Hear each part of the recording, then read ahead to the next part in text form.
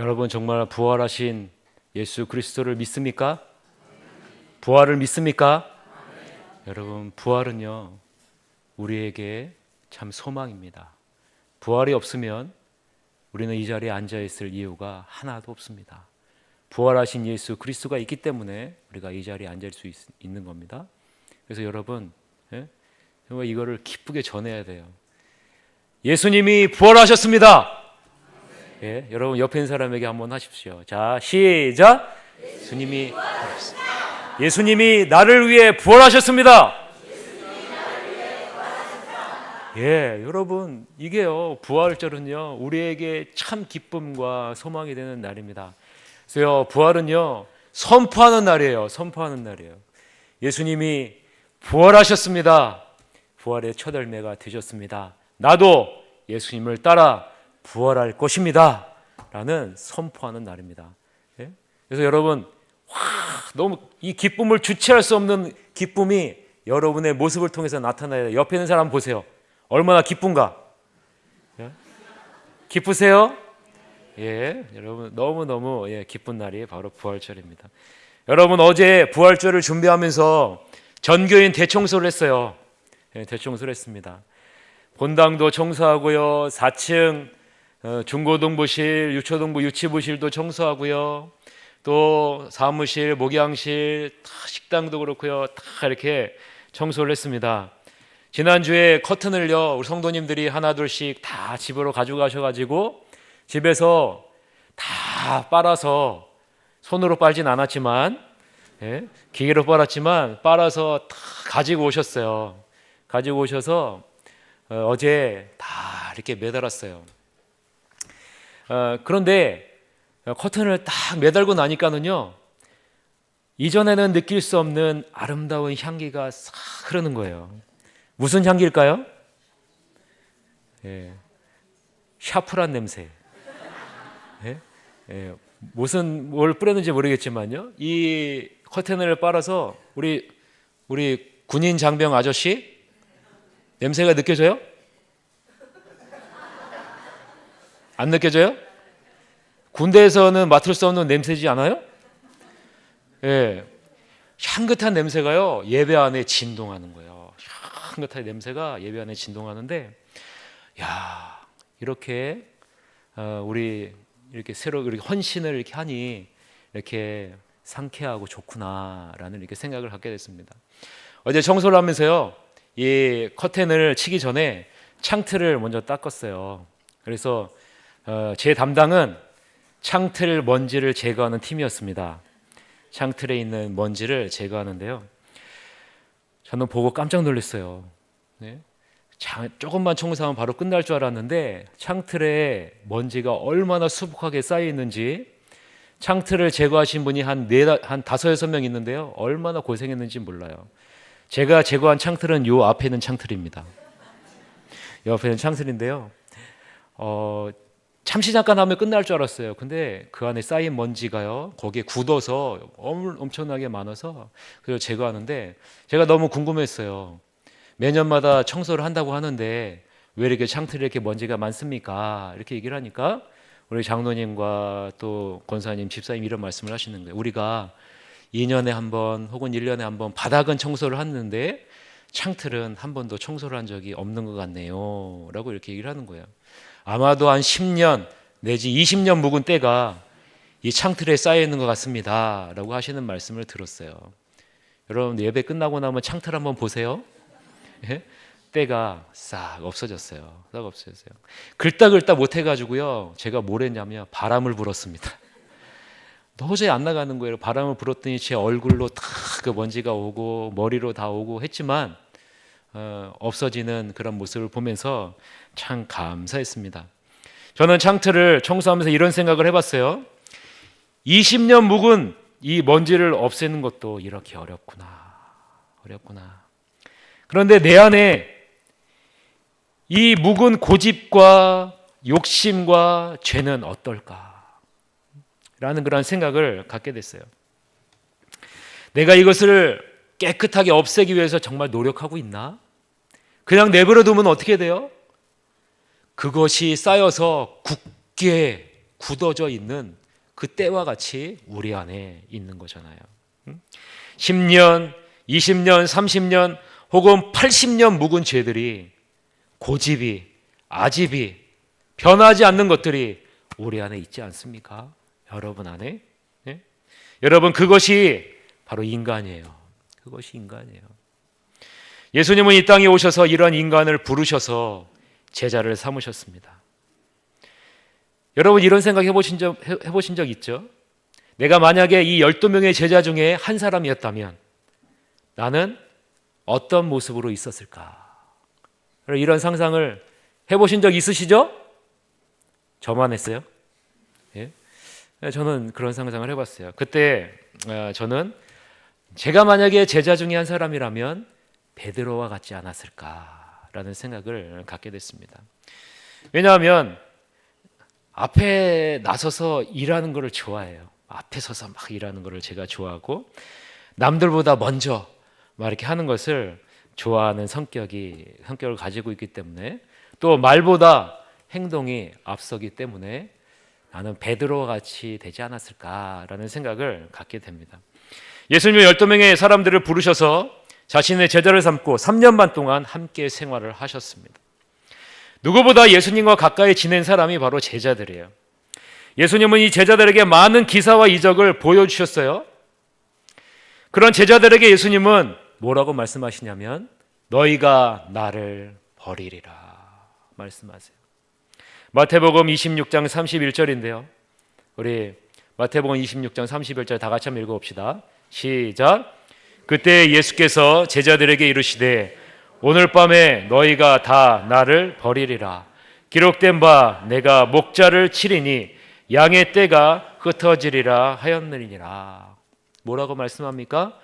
너희가 다 나를 버리리라 라고 말씀하세요. 예수님이 부르셔서 3년 반 동안 함께 하셨는데 예수님은 제자들에게 너희가 다 나를 버릴 것이다 라고 얘기를 해요. 결국 예수님의 지상사역의 동반자인 제자들은 모두 예수님을 버리고 떠났어요. 제자들은 결국 예수님을 따르는데 실패했다라는 것을 의미하죠. 예수님을 3년 반 동안 따라다녔던 제자들의 성격이 3년 반 동안 변했을까요? 변하지 않았을까요? 아니요. 변하지 않았어요. 3년 반 동안 예수님의 말씀을 들었고 예수님이 행한 기적을 보았고 예수님과 함께 생활하고 예수님과 함께 자고 예수님과 함께 먹었지만 제자들은 변하지 않았어요. 오히려 예수님을 이용해서 자신이 높아지려고 했고 예수님을 이용해서 자기가 한 자리를 차지하려고 했었던 것이 제자들의 모습이에요. 여기서 우리는 12명을 주목해야 됩니다. 왜 예수님은 12명의 제자를 선택하셨을까요?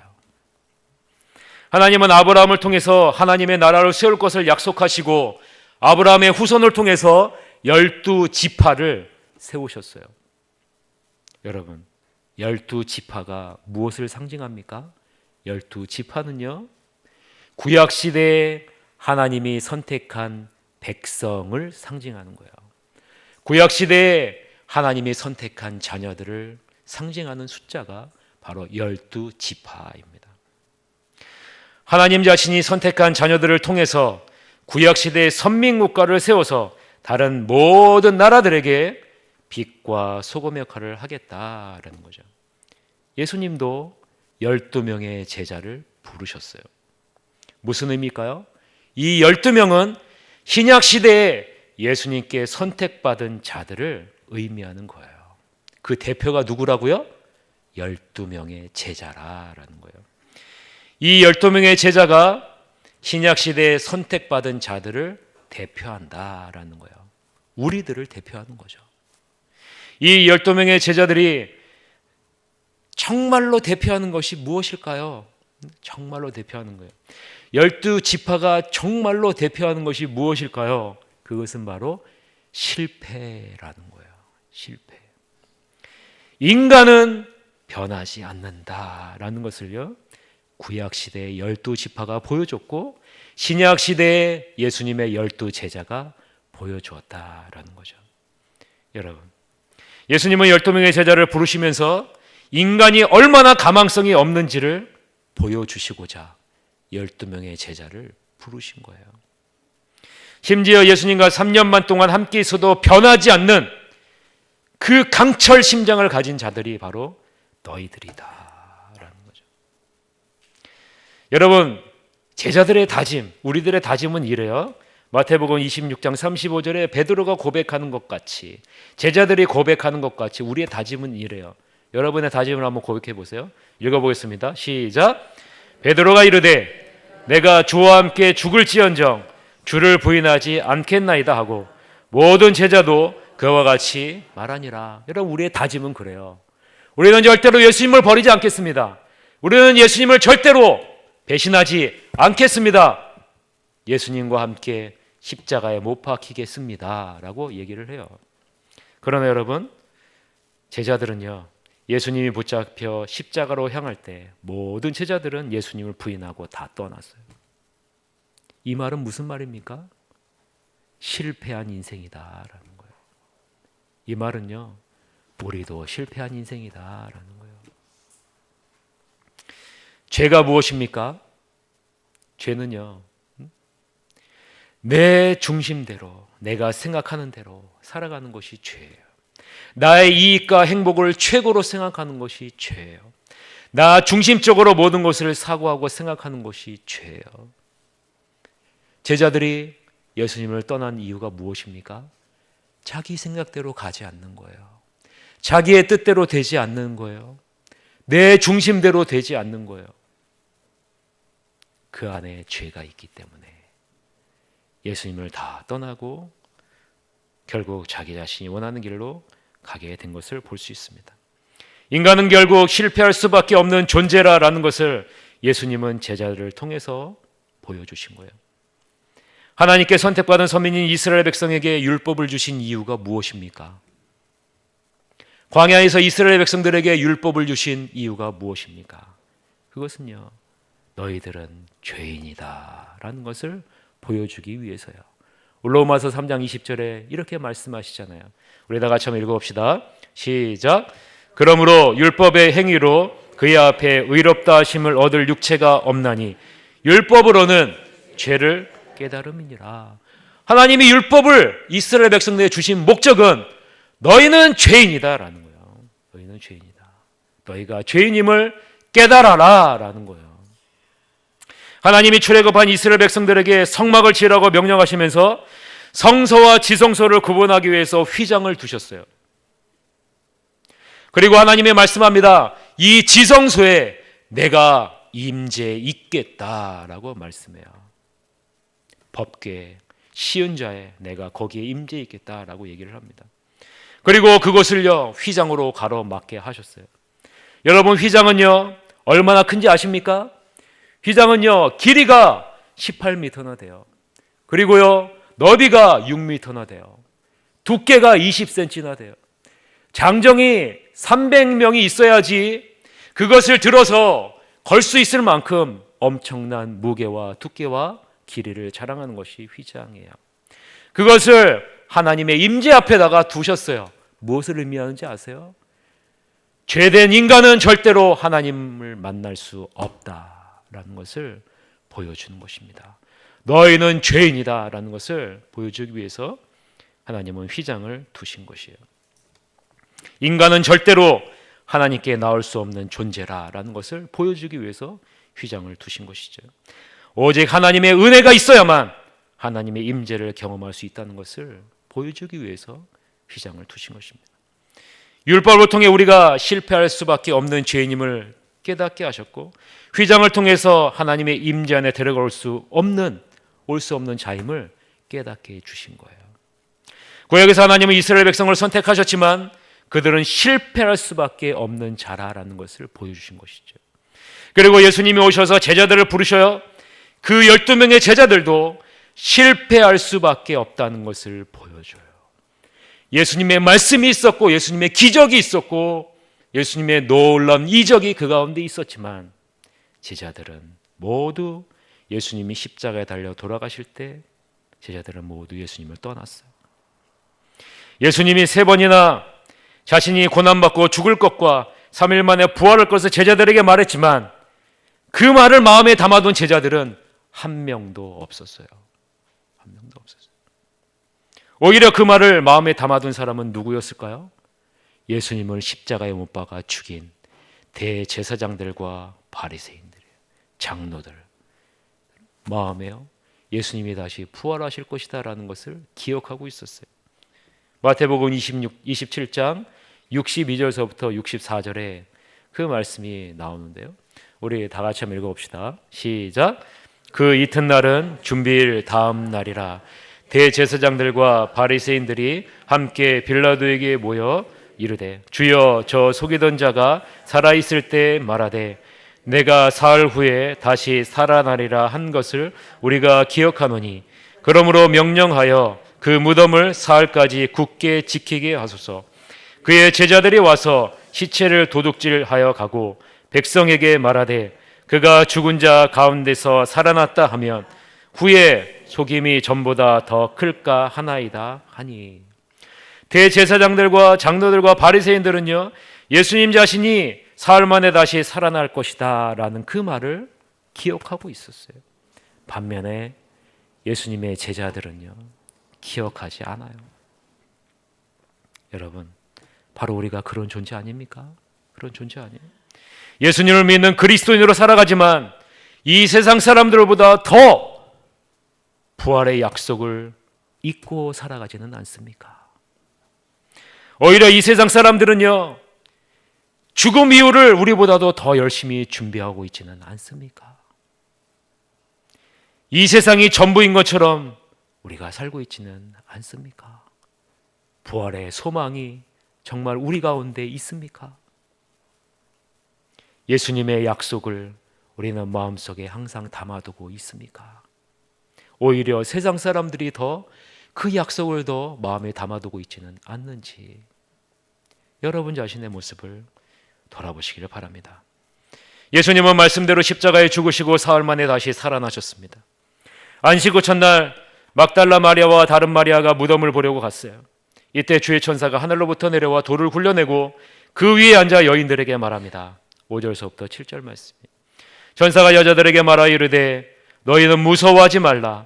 십자가에 못 박히신 예수를 너희가 찾는 줄 내가 아노라. 그가 여기 계시지 않고 그가 말씀하시던 대로 살아나셨느니라. 와서 그가 누우셨던 곳을 보라. 또 빨리 가서 그의 제자들에게 이르되 그가 죽은 자 가운데서 살아나셨고 너희보다 먼저 갈릴리로 가시나니 거기서 너희가 배우리라 하라. 보라 내가 너희에게 일렀느니라 하거늘. 천사는 여인들에게 십자가에 못 박히신 예수는 말씀대로 살아나셨다라고 말씀해요. 너희보다 먼저 갈릴리로 가시나니 거기서 너희가 볼 것이라 라고 얘기를 합니다. 천사들이 여인에게 어디로 가라고 얘기해요? 갈릴리로 가라 라고 말을 해요. 9절서부터 10절에서는요, 이 소식을 제자들에게 알리려고 가는 여인들에게 예수님이 나타나 이렇게 말씀하십니다. 예수께서 그들을 만나 이르시되 평안하냐 하시거늘 여자들이 나와 그 발을 붙잡고 경배하니 이에 예수께서 이르시되 무서워 말라. 무서워하지 말라. 가서 내 형제들에게 갈릴리로 가라라. 거기서 나를 보리라 하시니라 라고 말씀해요. 예수님은 여인들에게 말합니다. 두려워하지 말라. 가서 형제들에게 갈릴리로 가라고 하라. 거기서 나를 보리라 라고 말씀해요. 왜 예수님은 갈릴리로 가라고 하실까요? 갈릴리로 가라. 예수님은 이미 최후의 만찬을 마치시고 겟세마네 기도를 하러 가시기 전에 자신이 고난받아 죽고 부활한 후에 갈릴리로 먼저 가서 기다릴 것을 말씀하셨어요. 마태복음 26장 32절부터 32절인데요. 우리가 이 말씀을 한번 여러분 보시길 바랍니다. 다 같이 한번 읽어보겠습니다. 시작. 그때 예수께서 제자들에게 이르시되 오늘 밤에 너희가 다 나를 버리리라. 기록된 바 내가 목자를 치리니 양의 떼가 흩어지리라 하였느니라. 그러나 내가 살아난 후에 너희보다 먼저 갈릴리로 가리라. 여러분, 예수님은 갈릴리로 가라 라고 말씀해요. 자신이 먼저 갈릴리로 가서 기다리겠다라고 말씀해요. 왜 갈릴리로 가라고 하실까요? 갈릴리는요, 예수님이 자라난 곳이에요. 예수님이 자라난 곳이에요. 예수님은 갈릴리 나사렛이라는 동네에서 자라셨어요. 그리고 갈릴리 서쪽에 있는 가나의 혼인잔치에서 첫 번째 기적을 행하셨어요. 그리고 예수님은 갈릴리 호숫가에 있는 사람을 불러서 예수님의 제자들을 삼으셨어요. 갈릴리에서 사역을 시작하셨어요. 제자들을 그곳에서 불렀어요. 그리고 3년 반 동안 이 제자들과 함께 했는데 이 제자들은 결국 실패했어요. 왜 실패했을까요? 이 제자들이 왜 실패했을까요? 하나님의 말씀이 있고 하나님의 능력이 있었는데 왜 실패했을까요? 그것은요, 우리 안에 있는 죄의 문제가 해결되지 않았기 때문에 그래요. 내 안에 있는 죄가 하나님의 말씀을 밀어내요.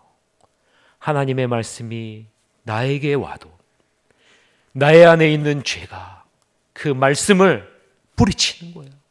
그 말씀을 밀어내는 거예요.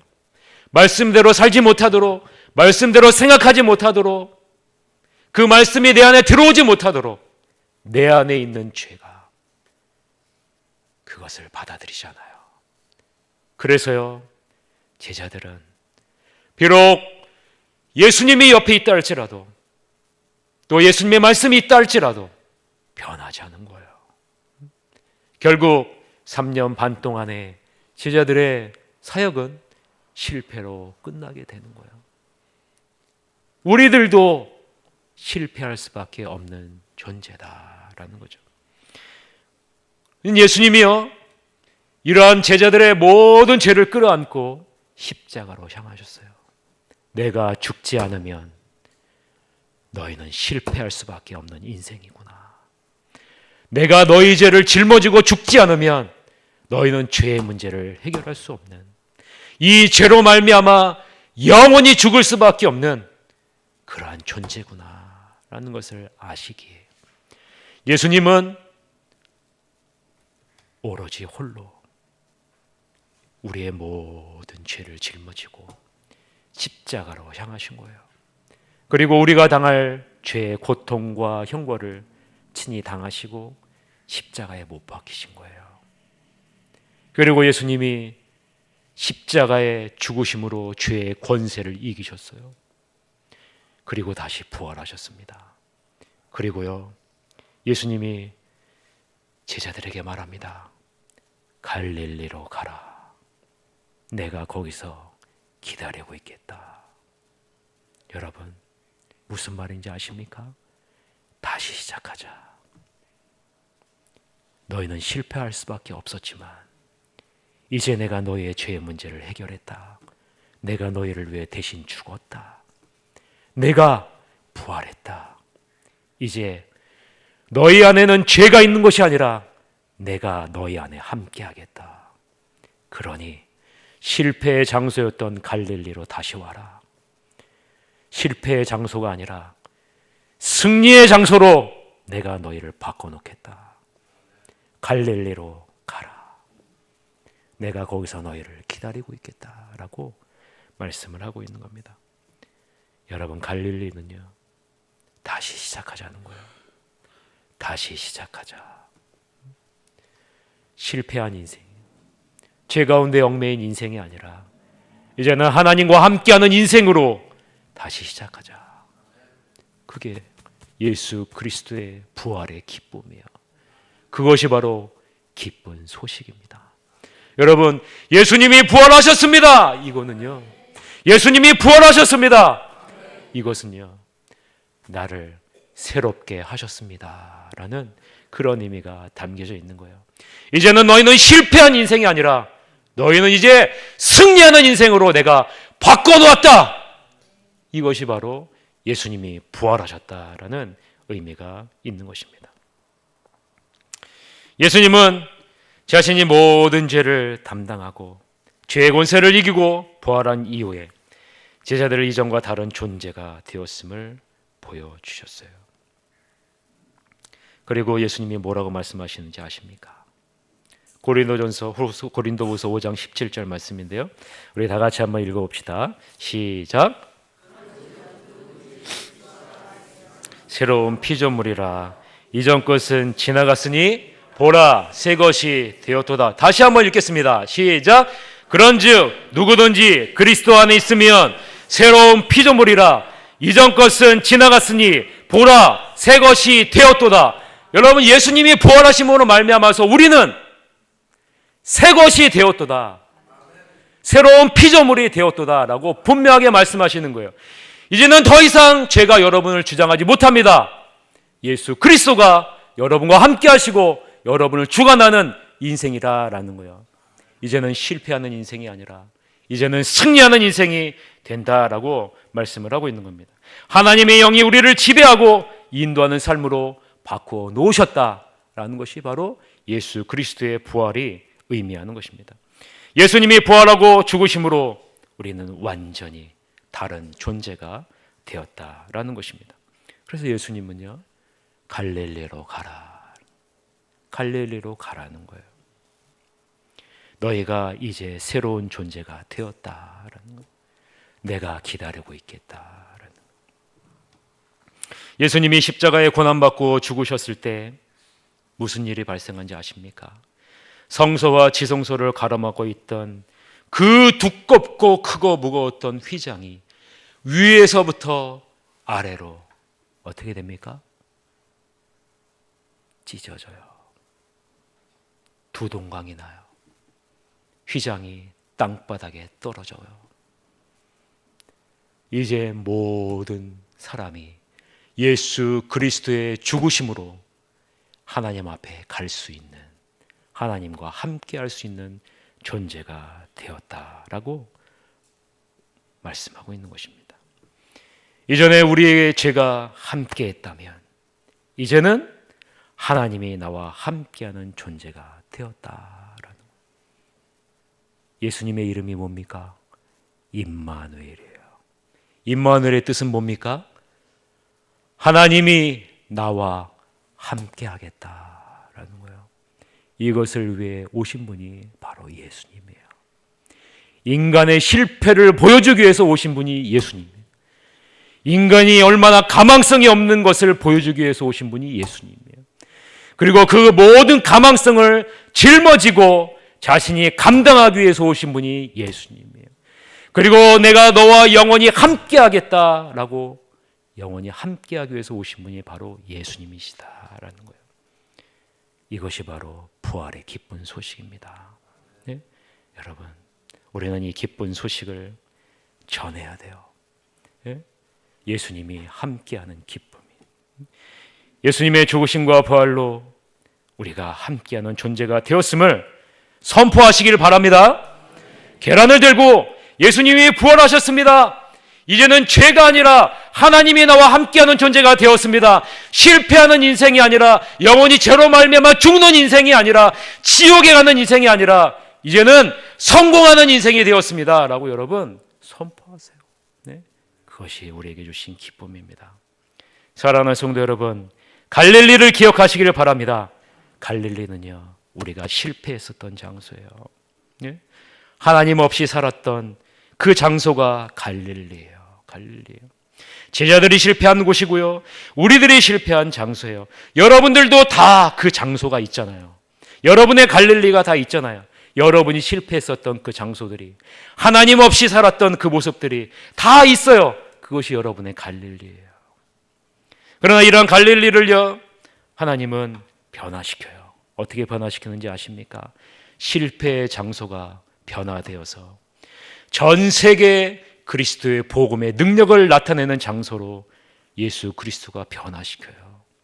여러분, 마태복음 26장 16절서부터 20절 우리 다 같이 한번 읽어봅시다. 어떻게 변화시키는지 다 같이 읽어봅시다. 시작. 11 제자가 갈릴리에 가서 예수께서 지시하신 산에 이르러 예수를 배웁고 경배하나 아직도 의심하는 사람들이 있더라. 예수께서 나와 말씀하여 이르시되 하늘과 땅의 모든 권세를 내게 주셨으니 그러므로 너희는 가서 모든 민족을 제자로 삼아 아버지와 아들과 성령의 이름으로 세례를 베풀고 내가 너희에게 분부한 모든 것을 가르쳐 지키게 하라. 볼지어다 내가 세상 끝날까지 너희와 항상 함께 있으리라 하시니라. 실패의 장소, 이 장소를요 예수님 변화시켰어요. 그리고 그 장소가요 하나님의 능력의 장소로 하나님이 바꿔놓으셨어요. 그리고 이것을 통해서 전 세계의 복음의 능력을 나타내시겠다라고 말씀해요. 하나님이 여러분 무엇을 주신다고 약속합니까? 하늘과 땅의 모든 권세를 누구에게 주신다고요? 누구에게요? 누구에게요? 여러분에게 주신대요.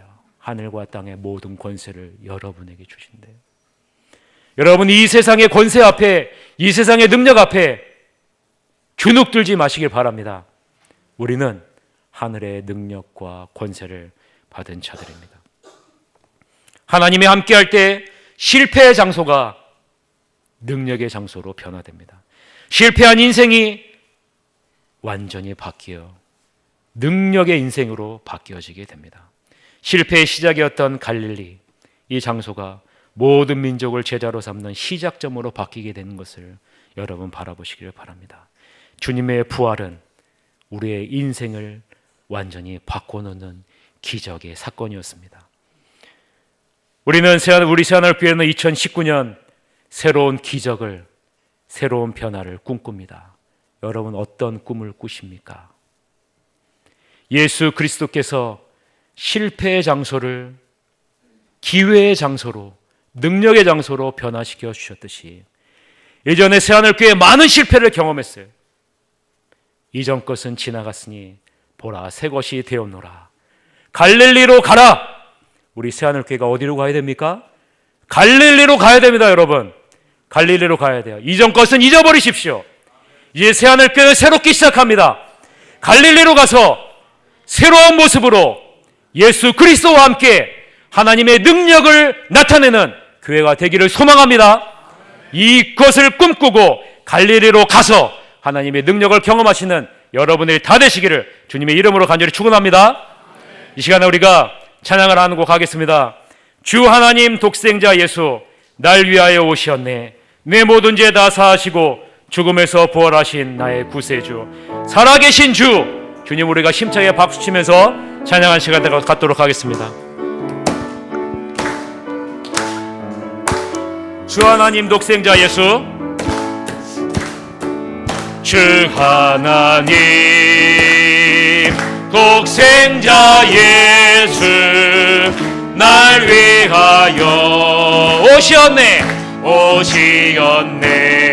내 모든 죄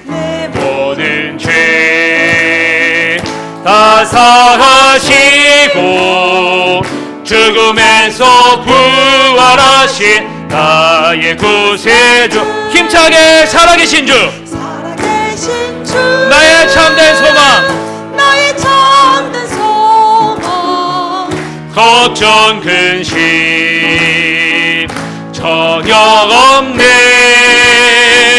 사랑의 주네 갈 길 인도하니 내 모든 삶의 기쁨 늘 충만하네 주 안에서 거듭난 생명 고유시는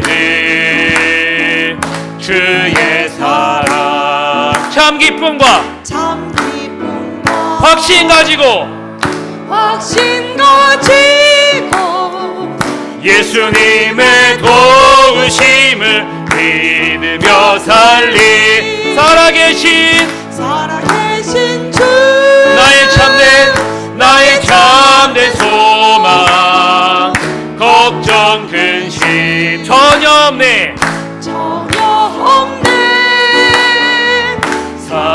사랑의 주님 갈 길 인도하니 내 모든 삶의 기쁨 늘 충만하네. 그 언젠가 주 뵐 때까지 주를 위해 싸우리라. 승리의 길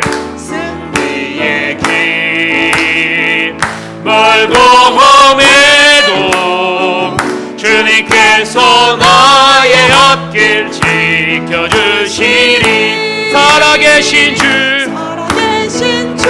나의 참된 손 걱정 근심을 버리십시오. 걱정 근심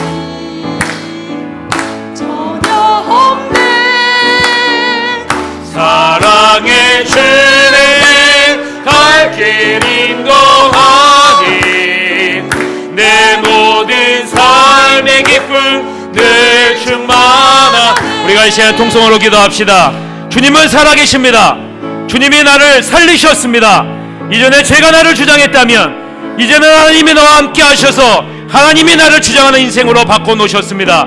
주님은 갈릴리로 가라고 말씀하십니다. 새롭게 시작하라고 말씀하십니다. 실패하는 인생이 아니라 성공하는 인생으로 우리를 만들어주신다 말씀하십니다. 하나님 아버지, 우리가 아버지 하나님이여 갈릴리로 갈 수 있도록 인도해 주옵소서. 주님과 함께 주의 부활의 기쁨을 누리는 성공하는 인생으로 살아갈 수 있도록 이끌어 주시옵소서라고 우리가 통성으로 기도하시도록 하겠습니다. 기도하시겠습니다. 사랑이 많으신 아버지 하나님, 시간 아버지 하나님 주님 앞에 아버지 하나님 간절히 기도합니다. 아버지 하나님, 이전에 우리는 나 자신이 아버지 원하는, 내가 원하는 삶을 살았습니다.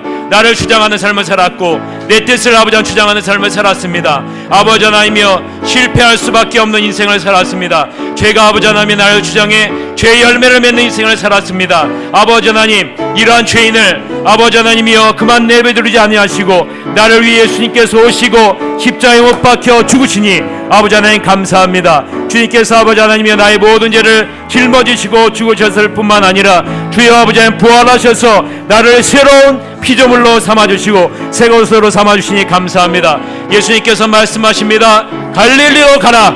이제는 실패하는 인생이 아니라 내가 너와 함께하겠다, 내가 너와 함께하겠다 주님께서 말씀하십니다. 아버지 하나님, 이제 아버지 하나님이여 내 안에 갈릴리로 돌아갈 수 있도록 인도해 주옵소서. 나를 기다리시는 예수님을 만날 수 있도록 이끌어 주시고 예수님으로부터 하늘과 땅의 모든 권세를 받게 하여 주시고 아버지 하나님의 실패의 장소를 아버지 하나님 변화시켜 주셔서 능력의 장소로 복음의 아버지 하나님이여 전파되는 아버지 하나님 전 세계에 복음이 전파되는 놀라운 장소로 변화시켜 주셨듯이 내가 있는 이 장소가 예수 그리스도의 부활로 말미암아 변화되어지는 놀라운 역사를 경험할 수 있도록 이끌어 주옵소서. 새하늘교회가 변화되기를 소망합니다.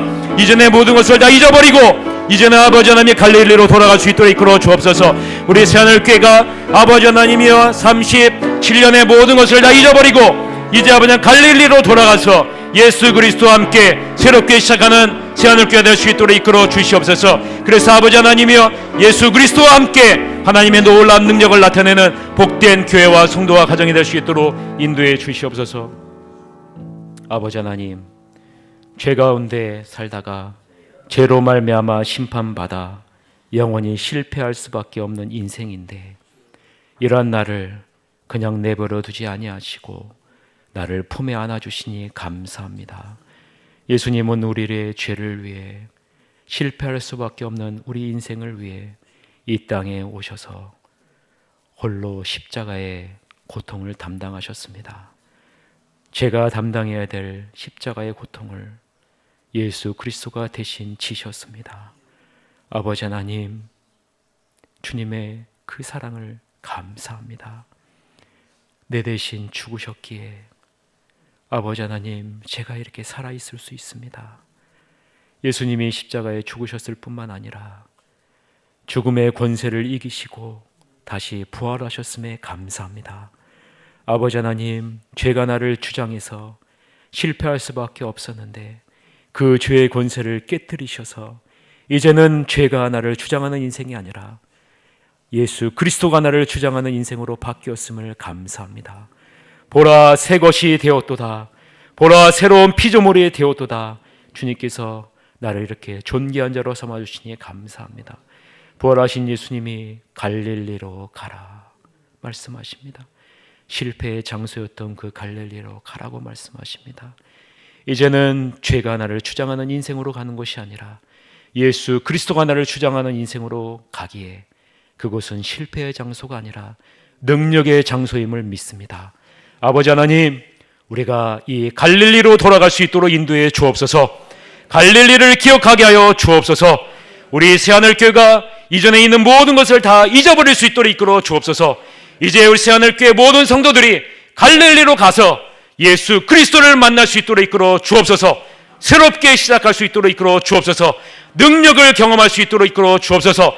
하늘의 땅과 모든 권세를 내게 주신다 말씀하셨사오니 이제 이것을 받아 새하늘교회가 이 세상에 하나님의 영광을 온전히 나타낼 수 있는 복된 교회로 새롭게 출발할 수 있도록 인도해 주시옵소서. 지금은 우리 구주 예수 그리스도의 은혜와 하나님 아버지의 무한하신 사랑과 성령님의 함께 하심이 사랑하는 모든 새하늘교회 성도들 머리 위에 지금으로부터 영원토록 함께 할지어다. 아멘.